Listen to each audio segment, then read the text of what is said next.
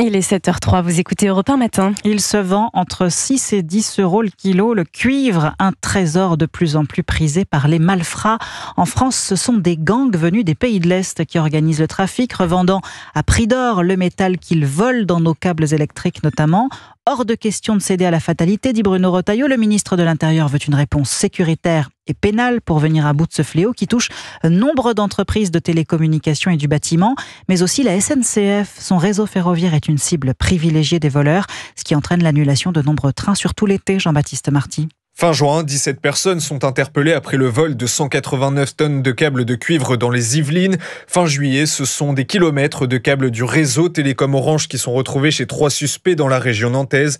Chaque jour, une vingtaine de vols sont recensés partout en France. Derrière ces actes, des réseaux issus de l'Europe de l'Est, très bien organisés, principalement venus de Roumanie, mais aussi de Serbie. À travers le cuivre, ils y voient un business très lucratif, jusqu'à 10 000 euros la tonne. Conséquence, les vols se multiplient chez l'opérateur Orange. Ils ont été multipliés par 8 en 3 ans. Certaines municipalités sont même obligées de s'adapter. À Massy, par exemple, les câbles pour l'éclairage public ont été remplacés par des panneaux solaires. Un fléau que veut donc endiguer Bruno Retailleau. Le locataire de Beauvau entend renforcer la coopération entre la police et la gendarmerie dans les départements et installer davantage de caméras de vidéoprotection dans les communes. Jean-Baptiste Marty du service police-justice d'Europe.